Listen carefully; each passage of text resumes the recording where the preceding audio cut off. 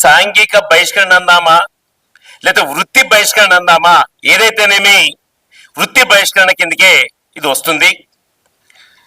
ఊర్లో తెలివిగా వాళ్ళు ఏమంటారంటే కిరాణా షాపులు చాలా ఉన్నాయి, అది చాలా ఉన్నాయి, ఇది చాలా ఉన్నాయి అని తప్పించుకుందామని చూస్తా ఉన్నారు.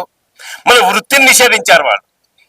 గీతా వృత్తిని నిషేధించలేదా అని చెప్పేసి మనం ప్రశ్నిస్తే ఆ వీడీసీ చైర్మనే అంగీకరించాడు నా సమక్షంలో.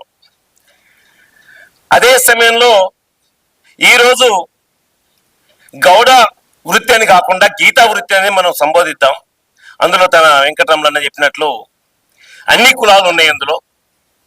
ఇలా సొసైటీలో కానీ టీఎఫ్టీలో కానీ వృత్తి వచ్చిన ప్రతి ఒక్కరికి లైసెన్స్ ఇస్తున్నారు. వృత్తి వచ్చిన ప్రతి ఒక్కరిని సొసైటీలో భాగస్వామ్యం చేసుకుంటున్నారు.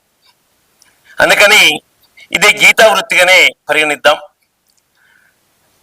సిపిఎం రాష్ట్ర కార్యదర్శి గారు గ్రామాన్ని సందర్శించి రాష్ట్ర వ్యాప్తంగా కూడా ఆందోళనకు పిలిపించారు. ఆందోళన కొనసాగుతూ ఉంది. అన్ని ఎంఆర్ఓ పత్రికలు మేము చూస్తూ ఉన్నాం.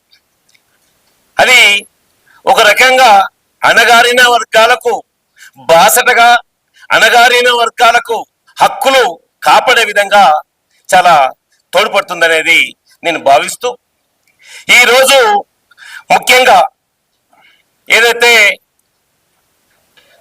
పులే గారి సభలో